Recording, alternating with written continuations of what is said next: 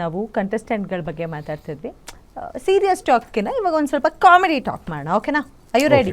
S ready. ನಾನು first ಕಿಚನಲ್ಲಿ ಕೆಲಸ ಮಾಡ್ಬೇಕಾದ್ರೆ ಅಡುಗೆ ಮಾಡೋದಕ್ಕಿಂತ ಹೆಚ್ಚಾಗಿ ಪಾತ್ರೆ ತೊಳಿತಾ ಇದ್ರು ಧ್ರುವಂತವರು. ಸೊ ಅವಾಗ ಯಾರನ್ನೆಲ್ಲ ಜ್ಞಾಪಿಸ್ಕೊಂಡು ಪರ ಉಜ್ಜಿದ್ದೀರಾ ಪಾತ್ರೆನೋ? ಯಾರ ಮೇಲೆ ಕೋಪ ತೀರಿಸ್ಕೊಂಡಿದ್ದೀರಾ ಪಾತ್ರೆ ಮೇಲೆ? ಇಲ್ಲ, ಅದು ಒಂದೊಂದು ವೀಕಿಗೆ ಅದು ಜಾಬ್ ರೋಲ್ ಚೇಂಜ್ ಆಗ್ತಾ ಇರುತ್ತೆ, ಒಂದೊಂದು ಫ್ಲೋರ್ ಹಾಗೆ. ಸೊ ಕಿಚನ್ ಅಂತ ಬಂದಾಗ ಹೌದು ಪಾತ್ರೆ ತೊಳಿಲೇಬೇಕಿತ್ತು. ಸೊ ಕುಕಿಂಗ್ ಅಲ್ಲಿ ನಾನು ಹೆಲ್ಪ್ ಮಾಡ್ತಿದ್ದೆ. ನಾನು ಮನೇಲೂ ಹೀಗೇನಾ ಅಚ್ಚುಕಟ್ಟಾಗಿ ಕೆಲಸ? ಮನೇಲೂ ಹೀಗೇನೆ. ನನಗೆ ಕ್ಲೀನ್ ಆಗಿ ಇಡಬೇಕು ಮನೆನ, ನನ್ನ ಥಿಂಗ್ಸ್ ಎಲ್ಲ ಕ್ಲೀನ್ ಆಗಿ ಇಡಬೇಕು. ಇದು ಮನೇಲೂ ಹೀಗೇನೆ. ಸೊ ಅಲ್ಲಿನೂ ಮನೆನ ಹಾಗೆ ಇಟ್ಕೊಳ್ತಿದ್ದೆ ನಾನು. ಸೊ ನನಗೆಲ್ಲ ಕ್ಲೀನ್ ಆಗಿರ್ಬೇಕು ಮನೆ. ಮತ್ತೆ OCD ಅಲ್ಲ ಅಲ್ಲ, I am OCD guy. Oh my god, I am OCD guy. Okay. And ಮತ್ತೆ ಇನ್ನೊಂದು ಏನಂತಂದರೆ ಅಂತ ಆ ವೇದಿಕೆನೇ ಆಗಿದೆ. ಆ ವೇದಿಕೆಯಲ್ಲಿ ಹೋಗೋದಕ್ಕೆ ಸಿಗೋದು ಭಾಳ ಪುಣ್ಯ. ಅದೊಂದು ದೇವಸ್ಥಾನ, ನಮ್ಮ ಲೈಫ್ನೇ ಚೇಂಜ್ ಮಾಡೋ ಅಂಥದ್ದು. ಸೊ ಅದನ್ನು ಹೇಗೆ ಇಟ್ಕೋಬೇಕು, ನಾನು ಹಾಗೆ ನನ್ನ ಪ್ರಯತ್ನ ಆಗಿತ್ತು. ಸೊ ಮನೆಯಲ್ಲಿ ಯಾರನ್ನಾದ್ರೂ ಮ್ಯೂಟ್ ಮಾಡೋ ಆಪ್ಷನ್ ತಮಗಿದ್ದಿದ್ರೆ ಯಾರನ್ನು ಫಸ್ಟ್ ಮ್ಯೂಟ್ ಮಾಡ್ತಿದ್ರಿ? ರಕ್ಷಿತಾ. ಯಾಕೆ? ಇದು ಇಡೀ ಅಣ್ಣ ಅಂತ ಕರೆದ್ರು ತಾನೇ ಇನಿಷಿಯಲ್ ಡೇಸ್? ಹೌದು ಹೌದು. ಆದರೆ ಅವ್ರು ಮಾತಾಡೋದು ನೀವು ಇಡೀ ಕರ್ನಾಟಕಕ್ಕೆ ಗೊತ್ತಿದೆಯಲ್ಲ, ಅಣ್ಣನ ಜೊತೆ ಹೇಗೆಲ್ಲ ಮಾತಾಡಿದ್ದಾರೆ ಅಂತ. ಓಕೆ, ಸೊ ಅವರನ್ನು ಮ್ಯೂಟ್ ಮಾಡ್ತಿದ್ರಿ. ಓಕೆ. ಮನೆಯೊಳಗಿದ್ದಾಗ ಹೊರಗಿನ ಪ್ರಪಂಚದ ಯಾವ ಆಹಾರ ನಿಮಗೆ ಸಿಕ್ಕಾಪಟ್ಟೆ ಮಿಸ್ ಮಾಡ್ಕೋತಾ ಇದ್ದೀನಲ್ಲಪ್ಪ ಅನ್ಸೋದು? Seafood. ನನಗೆ ಸೀ ಫುಡ್ ಅಂದರೆ ಭಾಳ ಇಷ್ಟ. ಸೊ ನಾನ್ ವೆಜ್ ಮಿಸ್ ಮಾಡ್ಕೊಳ್ತಿದ್ದೆ. ಸೊ ಬಿಗ್ ಬಾಸ್ ಮನೆಯಿಂದ ಬರಬೇಕಾದ್ರೆ ಕದ್ದು ಯಾವುದಾದ್ರೂ ವಸ್ತು ತಂದಿರೋದು, ಬಿಕಾಸ್ ನೆನಪಿಗೋಸ್ಕರ ಇರಲಿ ಅಂತ ಯಾವುದಾದ್ರೂ ಒಂದನ್ನು ತಗೊಬಂದಿರೋದಿದೆಯಾ? ಇಲ್ಲ ಇಲ್ಲ, ಅಂಥದ್ದು ಯಾವುದೂ ಇಲ್ಲ. ಆಪರ್ಚುನಿಟಿ ಇದ್ದಿದ್ರೆ? ನಂದು ಇನ್ನೂ ಫೋಟೋ ಸಿಕ್ಕಿಲ್ಲ. ಕಿಚ್ಚನ ಚಪ್ಪಾಳಿದ ಫೋಟೋ ಏನಿದೆ ಅದು ಸಿಕ್ಕಿಲ್ಲ. ಬಹುಶಃ ಅದನ್ನೊಂದು ಬಾಕಿ ಇದೆ ಮನೆಯಿಂದ ತರೋದು. ಓಕೆ. ಯಾರಾದರೂ ನಿಮ್ಮನ್ನ ಒಂಟಿ ಸಲಗ ಅಂದರೆ ನಿಮಗೆ ನಿಜವಾಗ್ಲೂ ಕಾಡಿನಲ್ಲಿರುವಂಥ ಆನೆ ಅಂತ ಅನ್ಸುತ್ತಾ, ಅಥವಾ ಆ ಒಂಟಿತನ ನೆನಪಾಗತ್ತಾ? ಇಲ್ಲ, ಒಂಟಿ ಸಲಗ ಅಂತ ಅಂದರೆ ಒಂಟಿಯಾಗಿ ನನ್ನ ಈ ಬಿಗ್ ಬಾಸ್ನ ಆಟ ಏನಿದೆ, ನನ್ನ ವ್ಯಕ್ತಿತ್ವನ ಎಲ್ಲೂ ಬಿಟ್ಕೊಡ್ದೆ ನಾನು ಆಟ ಆಡೋದಕ್ಕೆ, ಅದಕ್ಕೆ ಜನಗಳು ಕೊಟ್ಟಂಥ ಬಿರುದು. ನನಗದು ಭಾಳ ಹೆಮ್ಮೆ ಇದೆ. ಅದನ್ನು ನಾವೀಗ ಯಾರನ್ನತ್ರ ಅದು ಕೇಳಿ ಪಡ್ಕೊಂಡಿರೋದಂತಲ್ಲ, ನನ್ನ ಆಟವನ್ನು ನೋಡಿ ಜನಗಳು ಕೊಟ್ಟಿರೋದು. ನನಗೆ ನೀವು ಹೇಳಿರೋ ಹಾಗೆ ಹೊರಗಡೆ ಏನಾಗ್ತದೆ ಅಂತ ಗೊತ್ತೇ ಇಲ್ಲ. ಸೊ ಹೊರಗಡೆ ಬಂದಾಗ ಈ ನನ್ನ ಓಟ್ ಕೇಳಬೇಕಾದ್ರೂ ಅದೇ ನಮ್ಮನ್ನು ಯಾರು ಇಷ್ಟಪಡ್ತಾರೋ ಅವರು ಅದನ್ನು ಮಾಡ್ಕೊಂಡು ಬಂದಿದ್ರು. ಬೋರ್ಡ್ಸ್ ಎಲ್ಲ, ಹೋರ್ಡಿಂಗ್ಸ್, ಒನ್ ಮ್ಯಾನ್ ಆರ್ಮಿ. ತುಂಬ ಖುಷಿ ಆಯಿತು. ಅಂದರೆ ನನ್ನ ಆಟ ಈ ರೀತಿ ಹೊರಗಡೆ ಪೊಟ್ರೆ ಆಗಿದೆ ಅಂತ ಅಂದಾಗ ತುಂಬ ಖುಷಿ ಆಯಿತು ನನಗೆ. ಓಕೆ. ಸೊ ಕೊನೆಯದಾಗಿ ನೀವು ಫಿಲ್ಟರ್ ಇಲ್ಲದೆ ಮಾತಾಡ್ತೀರಾ ಅಂತ ಎಲ್ಲರೂ ಹೇಳ್ತೀರಾ. ಸೊ ಮನೇಲಿ ಜಾಸ್ತಿ ಫಿಲ್ಟರ್ ಇಟ್ಕೊಂಡು ಮಾತಾಡಿದವ್ರು ಯಾರು ನಿಮ್ಮ ಪ್ರಕಾರ? ಆಲ್ಮೋಸ್ಟ್ ಎಲ್ಲರೂ. ಬಹುಶಃ ಅಶ್ವಿನಿ ಅವರು, ನಾನು, ನನ್ನನ್ನು ಬಿಟ್ಟರೆ ಮೋಸ್ಟ್ ಆಫ್ ಆಲ್. ಮತ್ತು ಸುದಿ, ಕಾಕ್ರೋಚ್ ಸುದಿ ಅವರೊಂದು ಫಿಲ್ಟರ್ ಇಲ್ಲದೆ ಮಾತಾಡ್ತಾಯಿದ್ರು. ಅದನ್ನು ಬಿಟ್ಟರೆ ಆಲ್ಮೋಸ್ಟ್ ಕೆಲವರು ಅವ್ರವ್ರಿಗೆ ಬೇಕಾದಾಗ ಫಿಲ್ಟರ್ ಹಾಕೊಂಡು ಮಾಡ್ತಾ ಇರ್ತಾಯಿದ್ರು ಸಿಚುವೇಶನ್. ಸೊ ನಾ ಹೇಳುವಂಥ ಕಂಟೆಸ್ಟೆಂಟ್ಗೆ ಒನ್ ವರ್ಡ್ನಲ್ಲಿ ನಿಮಗೇನು ಅನಿಸುತ್ತೋ ಹೇಳ್ಬೋದು, ಆಯಿತಾ? ಚೈತ್ರ, ಕುಂದಾಪುರ. Firebrand. ಹಾಗೆ ಇದ್ರು. ಓಕೆ. ರಕ್ಷಿತಾ ಶೆಟ್ಟಿ. ಪಟಾಕಿ. Okay. Cockroach Sudhi. Fire. Jahnavi entertaining. Ashwini ಯಾರು? Gowda. Ashwini Gowda firebrand. Ashwini is humble.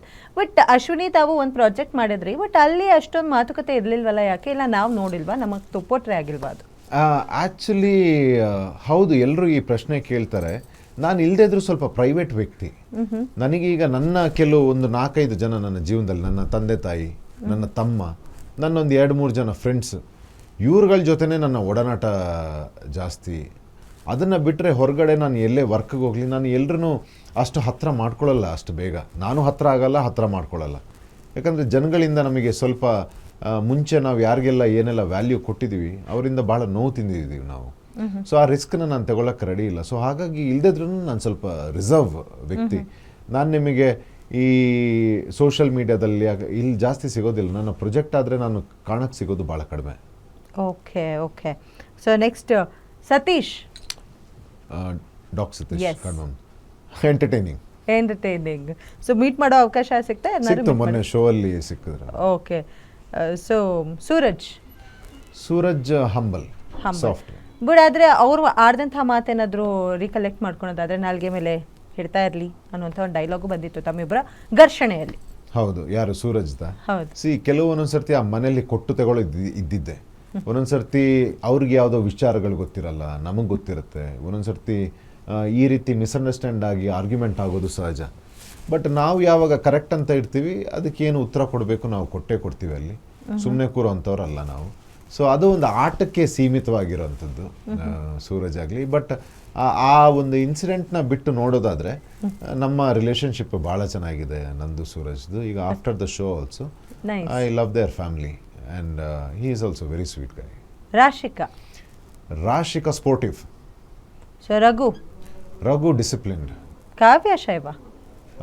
Wise. Karibasappa hard working.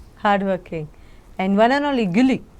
Entertaining. But Gilli ಮತ್ತು ನಿಮ್ಮ ಇನಿಷಿಯಲ್ ಡೇಸ್ನಲ್ಲಿ ಆಗಿರ್ಬೋದು, ಥ್ರೂ ಔಟ್ ದ ಶೋ ನಾವು ನೋಡಿದಾಗ ಸಿಕ್ಕಾಪಟ್ಟೆ ಗರ್ಜನೆನೇ ಜಾಸ್ತಿ ಇತ್ತು. ಅಷ್ಟೊಂದು ಅಂದರೆ ಫ್ರೆಂಡ್ಶಿಪ್ ಆ ಥರದ್ದು ಯಾವುದು ರಿಲೇಷನ್ಶಿಪ್ ಆಗಲಿಲ್ಲ ನಿಮ್ಮಿಬ್ಬರ ಮಧ್ಯೆ. ಇಬ್ಬರು ಕಿತ್ತಾಟಗಳೇ ಇರ್ತಿತ್ತು, ಇಲ್ಲ ಅಷ್ಟಕ್ಕಷ್ಟು ಇಷ್ಟ ಆಗ್ತಿಲ್ಲ ನಿಮ್ಮಿಬ್ರಿಗೆ ಅಂತ ಅನ್ನಿಸ್ತಾ ಇತ್ತು. ಸೊ ತದನಂತರ ನೀವು ಅವ್ರ ವಿನ್ ಆದ ತಕ್ಷಣ ಒಂದು ಸ್ಟೇಟ್ಮೆಂಟ್ ಕೊಡ್ತೀರಲ್ಲ, ಅದು ಆ್ಯಕ್ಚುಲಿ ಎಲ್ಲರ ಮನಸ್ಸನ್ನು ಕದ್ಬಿಟ್ರಿ ನೀವಲ್ಲಿ. ಹೇಗೆ ಇಲ್ಲ, ಆ್ಯಕ್ಚುಲಿ ನಾನು ಅದನ್ನೇ ಹೇಳಿದ್ದು, ನಾನು ಆಟ ನೋಡ್ಕೊಂಡು ಬಂದಿರೋನಲ್ಲ. ಮೊದಲು ಏನಾಗ್ತಾಯಿತ್ತು, ಈ ಹುಡುಗ ಏನಕ್ಕೆ ಹೀಗೆ ಮಾಡ್ತಾ ಇದ್ದಾರೆ ಅಂದರೆ, ಈಗ ಒಂದು ನಾರ್ಮಲ್ ಒಂದು ಬಿಹೇವಿಯರ್ ಅಂತ ಇರುತ್ತೆ. ನಾವೀಗ ಬೆಳಿಗ್ಗೆ ಎದ್ದ ತಕ್ಷಣ ಹಾಯ್, ಗುಡ್ ಮಾರ್ನಿಂಗ್, ಊಟ ಆಯ್ತಾ, ಏನಾದರೂ ಮಾತಾಡಿ, ಇದನ್ನೆಲ್ಲ ಏನೂ ಇರಲಿಲ್ಲ ಗೆಸ್ಚರ್ ಗಿಲ್ಲಿ ಅವರಿಂದ. ಅವರು ಕಾಲು ಎಳೆಯೋದೇ ಮಾಡ್ತಾಯಿದ್ರು, ತಮಾಷೆ ಮಾಡೋದು, ಕಾಲು ಎಳೆಯೋದು, ಅದು ಎಲ್ರಿಗೂ ಇಷ್ಟ ಆಗಲ್ಲ. ಈಗ ನಾನು ನಿಮಗೆ ಮಾಡೋದಾದ್ರೂ ನಿಮಗೆ ಇಷ್ಟ ಆಗಲ್ಲ. ಬಟ್ ಅದು ನನಗೆ ಆಮೇಲೆ ಗೊತ್ತಾಗ್ತಿದ್ದು ಎಂಟರ್ಟೈನ್ಮೆಂಟ್ಗೆ, ಒಂದು ಶೋಗೆ ಅವರು ಆ ರೀತಿ ಮಾಡ್ತಾಯಿದ್ರು ಅಂತ. ನಂತರ ಸೆಟ್ ಆಗ್ತಾ ಹೋದೆ, ಅದಕ್ಕೆ ರಿಯಾಕ್ಷನ್ ಅಷ್ಟು ಕೊಡೋಕ್ಕೆ ಹೋಗ್ತಾ ಇರಲಿಲ್ಲ. ಅವ್ರು ಇದ್ದಿದ್ದಕ್ಕೆ ಅದಕ್ಕೆ ಕಾಮಿಡಿಲೇ ಹೋಗ್ತಾಯಿತ್ತು ಲಾಸ್ಟಿಗೆ. ಬಟ್ ಬಿಗಿನಿಂಗಲ್ಲಿ ನಮ್ಗೆಲ್ರಿಗೂ ಅನಿಸಿತ್ತು, ಬಿಗ್ ಬಾಸ್ ಮನೇಲಿ ಎಲ್ರಿಗೂ ಅನಿಸಿತ್ತು, ಇವ್ರು ಯಾಕೆ. ಬಟ್ ನೋಡೋರ್ಗೆ ಎಂಟರ್ಟೈನಿಂಗ್ ಆಗಿತ್ತು, ಬಟ್ ಅಲ್ಲಿ ಇದ್ದು ಎಕ್ಸ್ಪೀರಿಯನ್ಸ್ ಮಾಡೋರ್ಗೆ ಅದೇ ಜನಗಳಿಗೆ ಗೊತ್ತಿಲ್ಲ.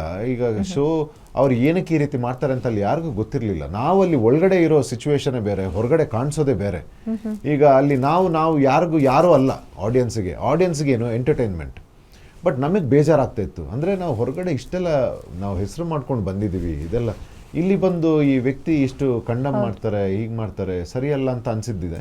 ಮತ್ತು ನೆಕ್ಸ್ಟ್ ಆಮೇಲೆ ಗೊತ್ತಾಯ್ತು ಅವ್ರು ಆಟಕ್ಕೋಸ್ಕರ ಮಾಡ್ತಿರೋದು ಅಂತ. ಆ್ಯಂಡ್ ಹೌದು, ಅಪ್ರಿಷಿಯೇಟ್ ಮಾಡಲೇಬೇಕು. ಎಂಡ್ ಆಫ್ ದ ಡೇ ನಾವೆಲ್ಲ ಇರೋದೇ ಎಂಟರ್ಟೈನ್ಮೆಂಟ್ಗೆ. ಆ ಶೋದು ಪರ್ಪಸ್ ಏನಿದೆ ಎಂಟರ್ಟೈನ್ಮೆಂಟ್. ಅದಕ್ಕೆ ಜಸ್ಟಿಸ್ ಮಾಡಿದ್ದಾರೆ ಗಿಲ್ಲಿ ಅವರು.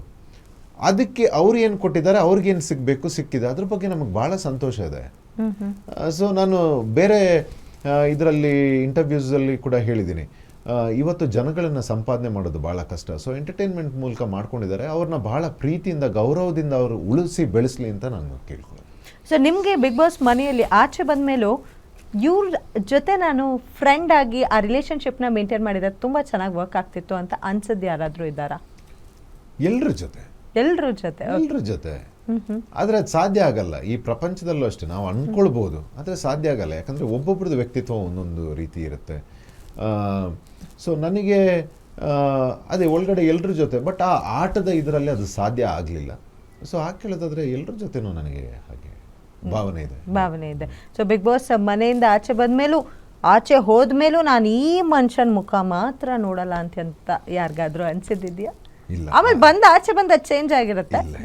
ಹಾಗೇನಿಲ್ಲ, ಯಾರ್ದು ಇಲ್ಲ. ಅದು ಕ್ಯಾರಿನೇ ಆಗಲಿಲ್ಲ ಅಂಥದ್ದು. ಈಗ ನೀವು ನನ್ನ ಹತ್ರ ಕೇಳಿದ್ರೆ ಹೊರಗಡೆ ಬಂದು ಇಂಥವ್ರ ಮುಖ ಇಲ್ಲ. ನನಗೆ ಬೇರೆಯವ್ರ ಬಗ್ಗೆ ಗೊತ್ತಿಲ್ಲ ಯಾವ ರೀತಿ ಅವರು ಅಂತ. ನನಗೆ ಆ ರೀತಿ ಏನಿಲ್ಲ, ಇಂಥವ್ರ ಮುಖ ನೋಡಲ್ಲ ಅನ್ನೋದು ಏನಿಲ್ಲ.